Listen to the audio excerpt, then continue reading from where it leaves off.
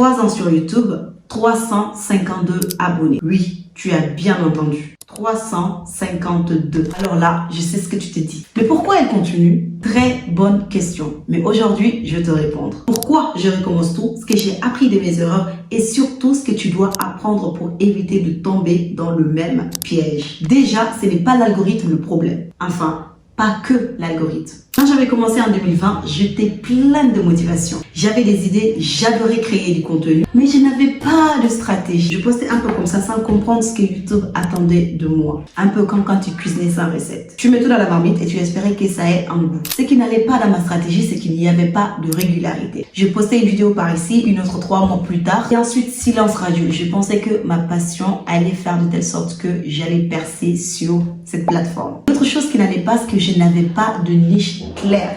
J'ai très bien dit niche claire. À l'époque, je voulais parler de développement personnel, mais je n'avais pas ma façon unique d'en parler. Résultat, mes vidéos se perdaient dans une mer de contenus similaires. Et la troisième chose qui manquait, c'est que je n'avais aucun respect pour l'algorithme. Miniature pas travaillée, titre trop vague, contenu pas structuré, bref. Rien qui donne envie à YouTube de me recommander. Et puis, soyons honnêtes, si YouTube lui-même ne comprend pas ce que tu fais, comment veux-tu que ton audience se trouve? Mais le pire, c'était moi. Tu sais ce qui m'a vraiment ralenti? Ce n'était pas l'algorithme ni la concurrence. C'était moi. Mes excuses préférées, c'était je ne peux pas filmer, je n'ai pas le bon matériel. Je n'ai pas assez de temps, je dois attendre le bon moment. Personne ne regarde mes vidéos de toute façon. Alors pourquoi essayer? Bref, tu vois le tableau. La reine de la procrastination. Tout ce temps où je ne faisais rien, ma chaîne mourait doucement. Et pourtant, une petite voix dans ma tête me dit « Non, n'abandonne pas. Pourquoi tu laisses ta chaîne? Retourne, réessaie encore. Tu ne peux pas abandonner comme ça. » Alors je me suis dit « Pourquoi ne pas tout reprendre à zéro? Mais cette fois-ci avec une vraie stratégie. » Alors pourquoi je recommence tout? Parce que si tu veux des résultats différents, tu dois faire les choses différemment. Les raisons pour lesquelles je recommence tout, c'était parce que ma stratégie était inexistante. YouTube est en jeu. Si tu ne connais pas les règles du jeu, tu ne peux pas gagner. Je n'avais pas pris le temps d'apprendre les bases comme les SEO, les miniatures ou les watch time. L'autre raison, c'était que mon contenu n'était pas optimisé pour être trouvé. Les gens ne trouvaient pas mes vidéos parce que je ne comprenais pas comment me rendre visible. La troisième raison qui est le struggle de tout le monde, c'était la régularité.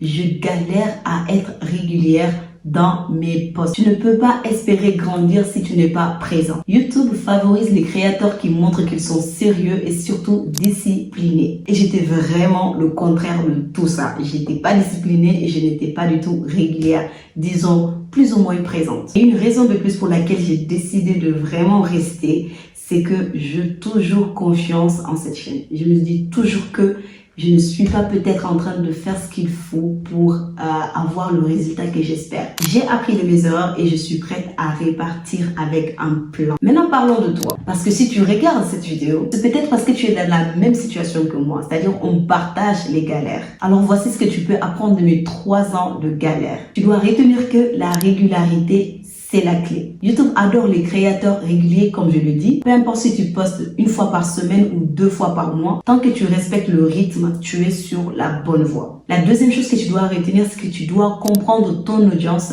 et l'algorithme. YouTube est, comme on le dit, une danse. Tu dois comprendre ce que ton audience veut et ce que l'algorithme attend de toi. Travaille tes titres, tes miniatures et surtout tes sujets. Troisièmement, n'attends pas d'avoir tout parfait pour commencer. Filme avec ce que tu as. Tes premières vidéos seront peut-être pas parfaites, mais elles te permettront d'apprendre. Et pour finir, fixe-toi une niche. Ne parle pas de tout et rien. Trouve-toi un angle précis et sois cohérent. Et surtout, ne sois pas comme moi. Arrête de procrastiner. Commence dès aujourd'hui. Alors voilà, je recommence tout parce que je sais ce qui ne marchait pas. Et toi, si tu galères aussi avec ta chaîne, souviens-toi, c'est possible de repartir à zéro et de faire mieux. L'important, c'est de ne pas abandonner. Dis-moi en commentaire quelle est l'erreur que tu penses avoir faite sur ta chaîne. On va en discuter et progresser ensemble. Et si tu veux suivre mon parcours et voir si ma stratégie fonctionne, je t'invite à t'abonner. Je te promets que je ne vais pas procrastiner cette fois-ci. Et sur ce, peace.